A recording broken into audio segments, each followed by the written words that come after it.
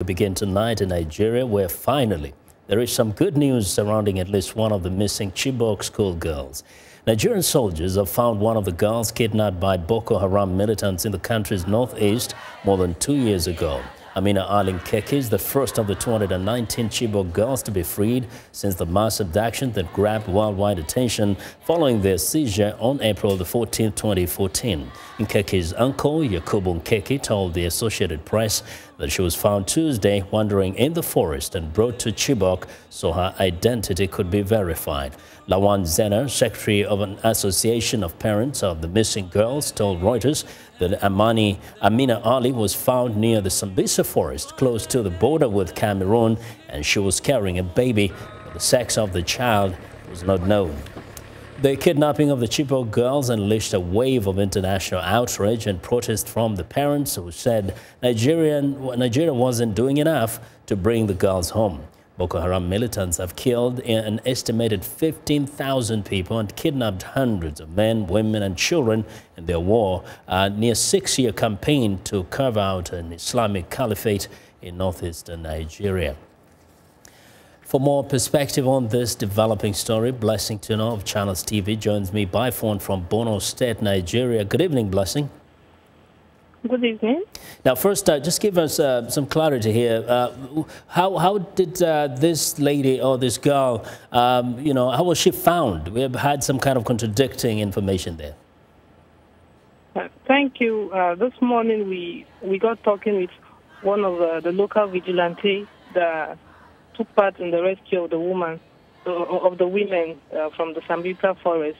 You know, the army recently launched an operation crackdown in the Sambisa forest to rid the hideout, of the Boko Haram insurgents.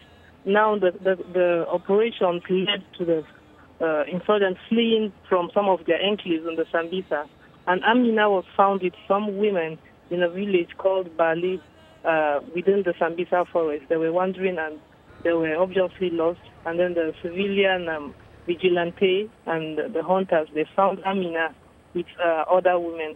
And one of the hunters who we spoke to earlier, Mr. Pagu, told us that he identified Amina because he's also from Chibok.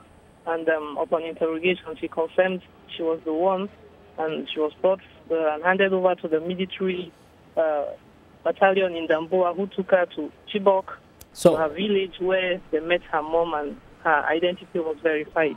Now, what you're saying here is that she wasn't like rescued and delivered by the military, but this girl apparently might have escaped, just somehow managed to get away from Boko Haram. Yes. What actually happened was the military, on offensive operation in the Sambisa, when they launched their operations, the fleeing Boko Haram had to abandon the women, and which they fled. So that was how she was found by the civilian JTF. Very quickly, is this, what are the parents saying? Do they feel like this gives them hope for the others who are missing? Yes. Earlier, I also spoke with one of the parents who is an official, of the parents of Chibok girls. He's in the fore of the Bring Back Our Girls campaign. And he sounded really hopeful that the return of Amina will be a lead to the discovery of where the other girls are. Okay. Blessing, thank you very much. That's Blessing Tuno of Channels TV reporting from Borno State in Nigeria.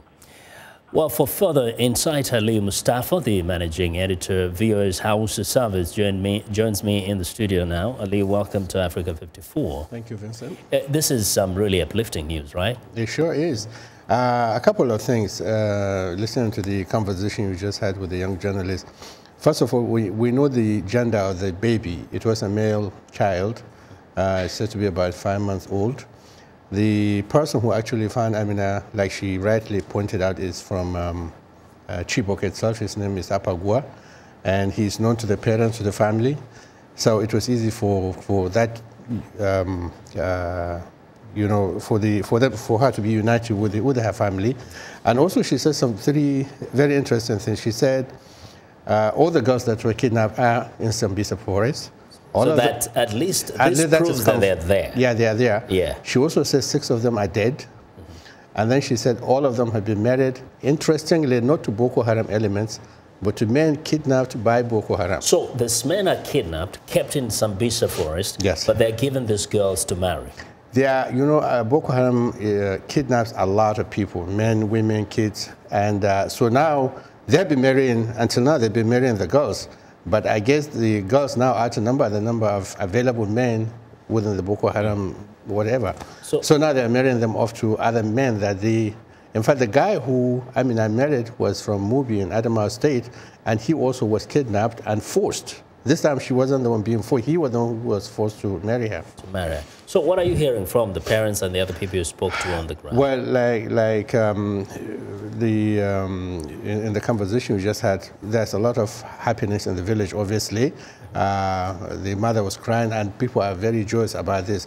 But I think the key thing is we talked to the Nigerian military, for the General Rabi Abubakar is the spokesman for the military, and he said they are trying to verify the identity of the girl. But he also said a lot of females have escaped and they are trying to verify all those others. We'll continue following this story. Thanks a lot, Aliu, for joining us today.